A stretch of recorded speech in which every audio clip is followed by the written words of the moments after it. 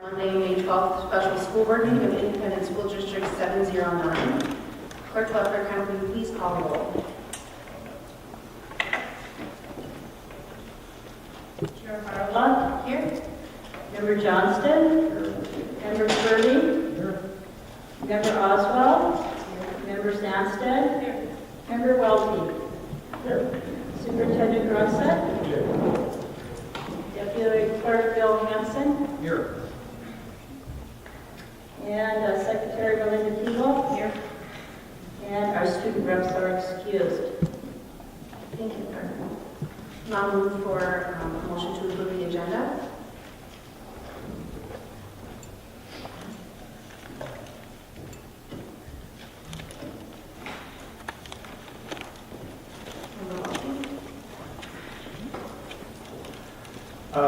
The question I have is, which agenda are we talking about? Are we talking about the one that was submitted by the three school board members? If that's the case, I would like to move that we adopt the agenda that was sent out for the special meeting by the three members who called this meeting. Member Welty, as it was publicly posted with this, you're welcome to amend the agenda because it was posted in such a way where you would like to amend the agenda, you're welcome to substitute it for. I would move that we substitute the agenda that was published with the one that the three board members sent out with its 10 points.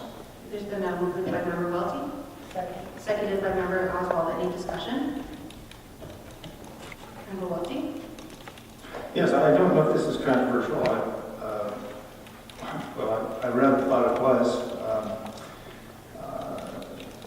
I do not know what the majority from the floor is deciding, but I do believe that having ignored the agenda that we sent out in the call was not an act of good faith, and I'm certainly hoping that the votes of the school board will adopt one that we sent out. It would be an act of good faith. Member Johnston? Thank you, Madam Chair. Yeah, I was actually quite surprised. We follow Minnesota Statute 123B.09, subdivision 6, which allows three school board members to call a special meeting. And we did that. We did that in the proper manner. Yet I was surprised to see the next day that you as chair apparently sent out another agenda, which was not in our call. In our call also, we also had two motions in our call. The votes were given in that call, and you did not even include the two motions that we properly submitted to this board to be part of this meeting. So yes, I'm very surprised on why you did that. And I've gotten legal advice, and it was very questionable legal. In fact, my attorneys say that is not your action is illegal. Of course, we could certainly save a lot of legal activity and cost if you act in good faith and the rest of the board accepted the agenda that we submitted properly. Member Johnston, I did do some research with the Minnesota School Board Association, who did put forward that, who did make sure when we said this, when they looked at our policies with regards to this, that you're able to call the meeting, but it is still the prerogative of the chair to do that, so that's why I did. And then we did post the agenda that was set. I heard from board members, and which is why I welcomed the amendment from the board. Member Sandsted. Thank you, Chair. Our policies don't address the setting of an agenda under a special meeting. And without that, the only agenda setting we have is based on our own policy. The statute doesn't call for, or doesn't address who sets the agenda at a special meeting. I, for one, don't really care which agenda we use because we're here for certain members who want to point out new information and the public to be heard again and in an open and transparent forum. And so however we go forward here, that's what I'm counting on for people to be able to be heard and for us to reach a final decision. Member Welty. We're having queuing issues, and so I will just make sure I saw that you were in. Okay. I had two things. First up, point of personal privilege or point of information. I was wondering if there was something that had happened because I've not been able to get the light going unless I put my finger down. I guess we're all having trouble with that. Thank you, Chair Harper. Yes, I have a reaction to that. I've talked about this being a matter of just fair dealing. The statute clearly says that 3 board members of City Council, County Board, School Board have the right to call a meeting. The topic of the meeting is the critical issue. The issue that we have is primarily the resolution that was submitted, Resolution B-5-16-3364, dated May 2nd, 2016. That is what the meeting was called for. To have the school board alter our call completely violates the call that we made, and certainly would not be an act of good faith. I will note that I was advised by an administrator not long ago that we had not abided by the state statute because we had to get the call out 3 days before the meeting, that they had to be business days. I pointed out that was not addressed in the statute, and that was quickly countermanded. So I am distressed that we are faced with a second attempt, and I judge by Member Sandsted's comments that we will not get the good faith vote, or are very likely not to get the good faith vote that will allow our original call to stand.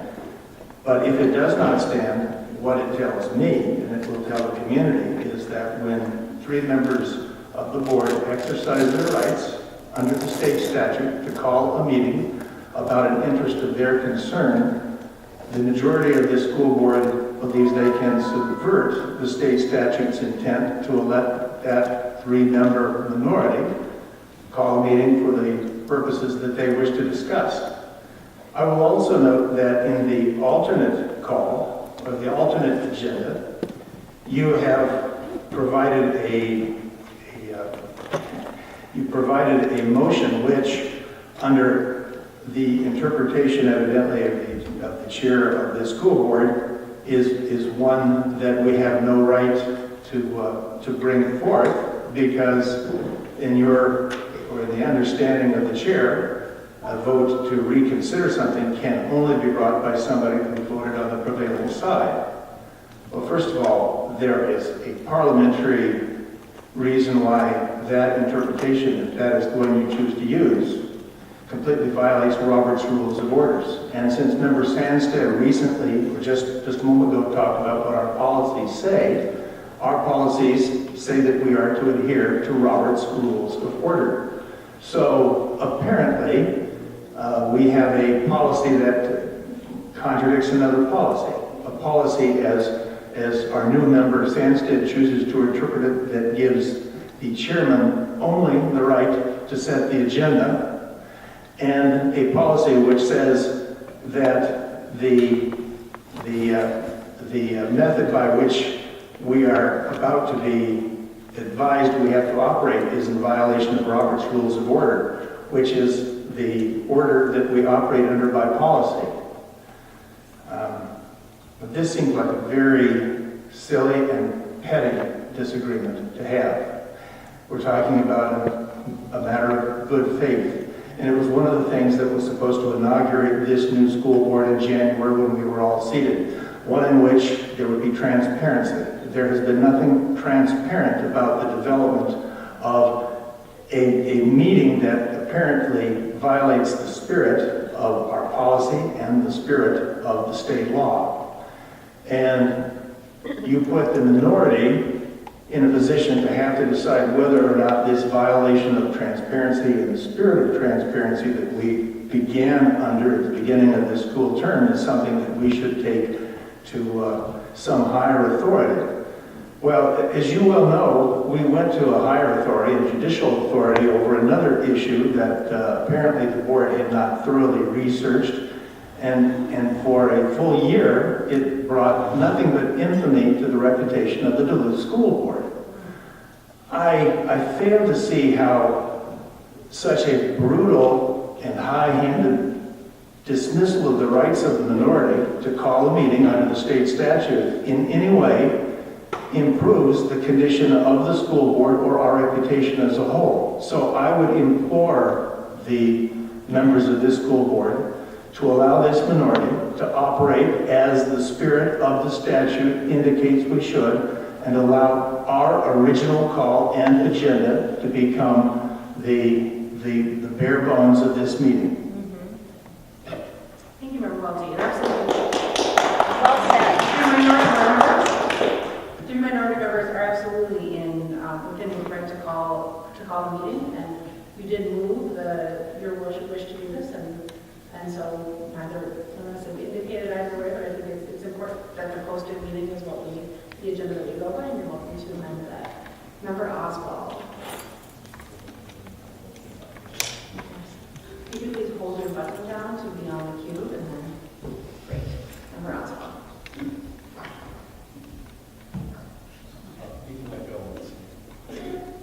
Great. Just let that go. I'll turn. Thank you. The first thing I want to say is I apologize. I am sitting up here with 102 fever and my head is going to explode. So I apologize if I seem like I zone out at times. I'm not feeling well at all. In my research of this problem, I've learned that this state statute hasn't been used all that often within our board of few members calling a meeting. And so I think we're wavering into uncharted territory. And I think our actions moving forward are going to set precedents for how we function as a board. But I also think we're setting an example for the community, and I really would like to see all of us moving forward in the spirit of togetherness in honoring what we wanted to accomplish with getting more information on it and having public discussion on this issue, because it's part of the heartbeat of our city. And I certainly hope that we can honor the spirit in which I signed off on this meeting for, in that we have more discussion and more clarification on the information that we were given, so we can all at least agree on the facts that we were told, because at this point we can't, we don't know, and we differ in what we believe we were told. And if we can't agree on what we know, it's hard to come to a unified decision that we can stand behind with all 7 of us. And that's why I wanted to do this. And I certainly hope by adopting the original agenda submitted with the call that we will be able to do that. And that's my hope. Thank you. Member Johnston. Well, thank you, Madam Chair. The reason that I put my signature on calling this a special meeting with the call that was submitted was due to the enormous outcry from our community over the decision that the board made a month ago. In addition to the reason why is I think we have found since then there was a lot of misinformation given by the administration of the school, as well as used by some of the boards and reasons why they voted the way they did. Now we know that the majority of the board will carry, and whatever happens tonight will be that majority of the board. But yet we as a minority of the board do have a right to call a meeting. It's very surprising that the chair decided to change our call to her wishes. Very, very unprecedented. I see absolutely no reason for it other than just to do power tripping, and it shows very, very much bad faith on her part, the chair's part, that does such a thing. If she she is confident that the board will not change their mind given the new information that we want to present today. All the board majority has to do is vote for that, for 3, and it will either not be adopted or will be adopted, depending on what motion we're going to have. So for the chair to go through and to do a power trip, very questionable power trip, it certainly shows extreme bad faith. I think that this, unfortunately, will continue the angst that this board has given this community. Will also, and I think that's very unfortunate. So for those reasons, I would certainly hope that the majority of the board here will adopt our resolution, our agenda, our call, which was properly submitted. And I would also like to say that you mentioned that you got advice from the Minnesota School Board Association. I think that you know as well as me that there is no parliamentarians in the Minnesota School Board Association. In fact, I've got the list of the parliamentarians all in Minnesota that are both registered and professional, and not one person in the Minnesota School Board Association I'm aware of is a member of the National Association of Parliamentarians. So your advice that you got was wrong, and I would hope that you, as a chair, would do some research and instead of trying to manipulate the system for whatever reason. I have no idea. If you have the majority, you have the majority. But why you want to manipulate the system to change what we gave it as a legal call is really almost beyond believable. And with the advice that you got, which was extremely poor, I would like to say if this does not get accepted, we go to what you put out. This is a motion to substitute our call. We will talk at that point about that. What you're calling reconsideration is a moot point. Reconsideration is not a correct scenario from parliamentary view.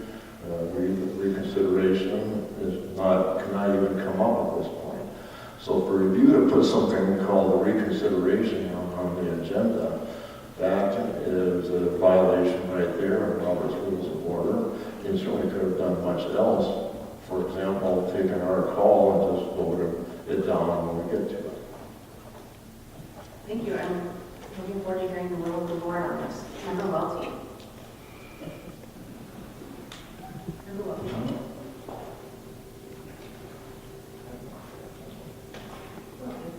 Yes, Chair Harlow, I too am interested in hearing the will of the majority. However, having heard one member poo-poo the state statute upon which we base this, and having seen the alteration of our call by the chair, what I originally was hopeful for seems to be more remote at this point. And it leads me to say a few things that I hope will prove that I wish I wouldn't have to say them, but I think because yes, we're taking this. May I just have a moment? If that's all right, prior to you having to walk down the road, I do not want to get walked down. So you tried to work in the spirit of something. So I'm happy to have a conversation about this. I'd be happy to work through the agenda that you put forward. I am very much someone who wants to make sure that we stay true to the public's comments with regard to what we have sent out. And so, but I do not find it even necessary for an administration to have to present this. And so that's where the conversation you and I had and have gone back and forth a number of times on. And so that's my biggest concern with it. So. Let's say that again. Your biggest concern about the agenda that we brought forward was point 3, where we were going to have the administration speak. I told you. He already gave that presentation. And I told you, yes. And in our conversation, I told you that I, for one, was quite happy to dispense with that, and I would be happy to drop that from the agenda that we have. That's not an issue. But Point of order, Member Sampson. Is that what we're doing here? Is there a motion from or an amendment from either of you to remove number 3? Right now, we have a motion on the floor, I believe, to go with the original call and agenda. That is what we're discussing now. We do have a motion on the floor to do this, but we can amend the motion. There can be an amendment of the motion that is on the floor. Correct? Member Welty? Yes, then in that case, I would ask that, did I have a second for that motion? There's a member Welty's. Then what I will do is I will ask for the seconder to go along with what I would consider a friendly amendment, that we just simply drop item 3 on the original call, which would require a presentation by the superintendent or the administration, so that we would have 9 items. So I move that we drop item 3 from that agenda.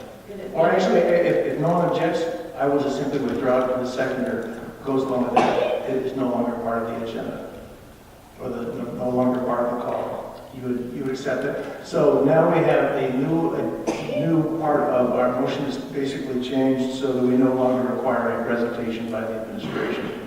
That is our current motion, to eliminate that, and otherwise accept it. Yes. Thank you. Members, there's been a motion and a second on the floor, now amended, or that has been updated to remove number 3 and move to that. So it would be, the order of the meeting would be call to order, roll call, receiving a public comment, a resolution with regard to executive closed session, recess to executive closed session, and reconvene at the school board meeting, questions and comments by the school board concerning potential sale and resolution, and adjournment. Any discussion? Member Sandsted? I would call the question. Let's get to it. The question has been called. All those in favor of changing the agenda? Aye. Opposed? Motion passes 7-0.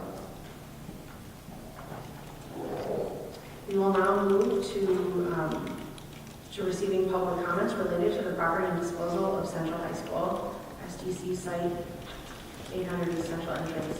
My first speaker is Clay Oden.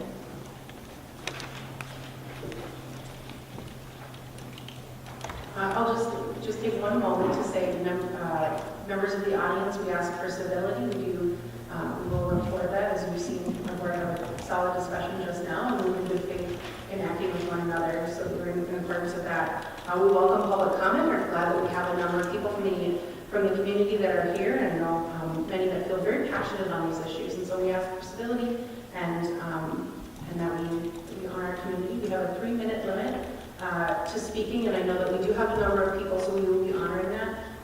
Clerk Lethbridge will turn on this system, and when there's 1 minute left, the light will come up, and then we will see a red light when that is, and we will have to ask people to finish their comments when they're done at 3 minutes. So thank you for standing for a moment, and Madam Chair, may I please report? My name is Clay Otten. I've lived in Duluth most of my life. My children went to public schools here in Duluth. Have a lot of friends in and outside of the school district, some of which are here tonight. Participated in programs with the school district. I'm a retired county attorney, and I served in the county attorney's office for 30 years prior to my retirement. As an aside, I think you all could use a county attorney once in a while up there. I came tonight in support of Mr. Welty's resolution. I was originally a supporter of the red plan until the debacle started to occur. In fact, I think that Mr. Westholm might have talked me into that originally. At any rate, I don't claim to come to this board and advise you on school district financial policies. I know nothing about them. However, as I mentioned, I was a county attorney for 30 years. And what I do know, from what I've read anyway, is that there's a serious disconnect between this board and the community. Serious in that if you really believe that you can ignore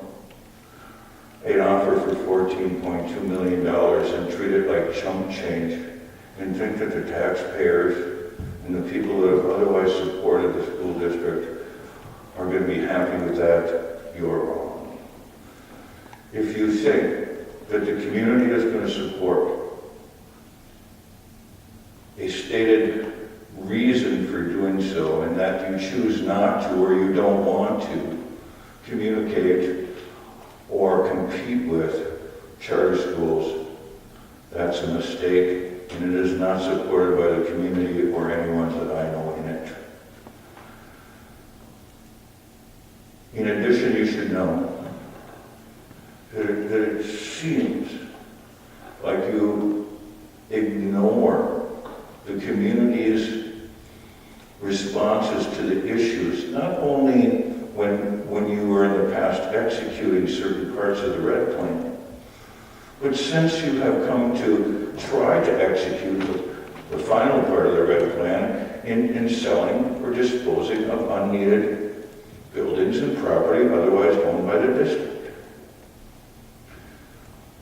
To ignore an offer of $14.2 million,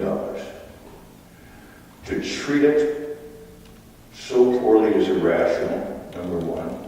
And number two, it also ignores the ongoing expenses of maintaining Central High School.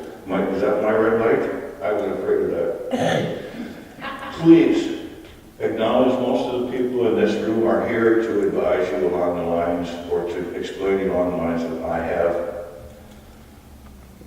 I hope you listen to them, because if you come to these taxpayers, if you come to the people, most of the people in this room with levy requests in the future, I, for the first one, not only will not support that, won't vote for it, it'll be the first time in my life, ever, that I've done that, and I will not. And I hope that everybody in this room keeps track of what you do and you don't do with the money entrusted to you, because you're not doing the right thing right now. Thank you. Sorry for coming back.